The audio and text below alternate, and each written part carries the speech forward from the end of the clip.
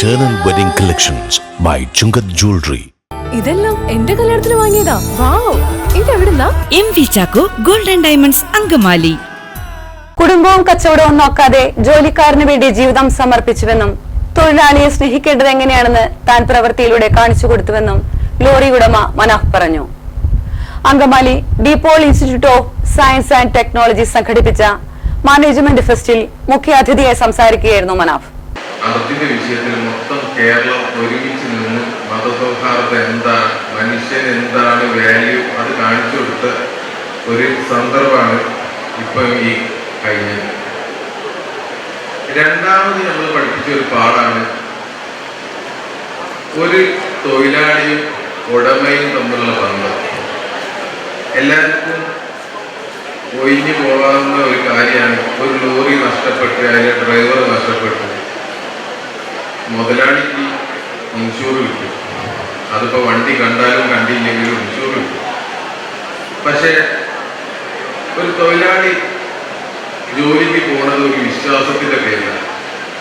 എന്ത് പ്രയാസം എനിക്ക് വന്നു കഴിഞ്ഞാലും എൻ്റെ മുതലാളി എന്നെ നോക്കിക്കോളും എന്നുള്ള ഒരു വിശ്വാസത്തിൻ്റെ പേരിലാണ്.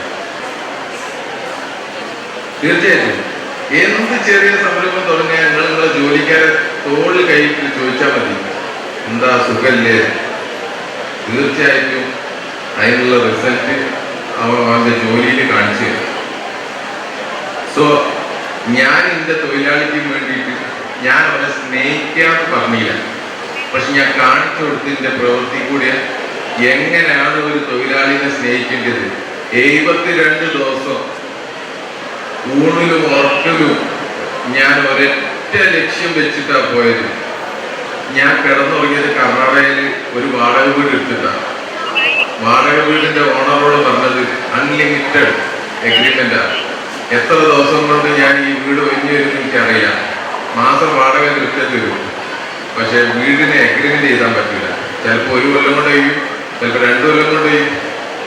അതായത് ഗംഗാവലി പുഴയിൽ ഓനെ എടുത്തിട്ട് മനാഫ് പോലുള്ളൂ എന്ന് ശബ്ദം ചെയ്തു പോയി. അപ്പൊ ഞാൻ കിടന്നുറങ്ങിയത് ഞാൻ മറന്നുപോയി, ഞാൻ എന്നെ തന്നെ മറന്നുപോയി. അതായത് ഡെഡിക്കേഷൻ എന്ന് പറഞ്ഞാൽ ഭയങ്കര ഒരു സമർപ്പണം അങ്ങോട്ട് സമർപ്പിച്ചു കഴിഞ്ഞാൽ ഞാൻ നിലത്തെ കിടന്നുറങ്ങിയത് 68ാമത്തെ ദിവസമാണ് ഞാനൊരു പായ് വാങ്ങുന്നത്. മറ്റേത് ഞാൻ ടൈൽസിലെ കിടന്നുറങ്ങിയത്. ഇപ്പം നല്ല അടിപൊളി ഡ്രസ്സൊക്കെ ഇട്ട് വന്നിരുന്നുള്ളൂ. വളരെ ഒരു 3-4 കൂട്ടം ഡ്രസ്സ് ഇട്ടിട്ടാണ് ഞാൻ അവിടെ കിടന്ന് പെടാപാട് പെട്ടത്. ഇല്ലായിട്ടല്ല, അവർക്ക് ഓർമ്മയില്ല. വേറെ 68ാമത്തെ ദിവസം ഒരു ടീം വന്നപ്പോഴാണ് പറഞ്ഞത്. ഓര് വന്നപ്പോൾ നമ്മൾ വീട്ടിൽ കിടക്കില്ല, ഒരു പായ് വാങ്ങിയത്.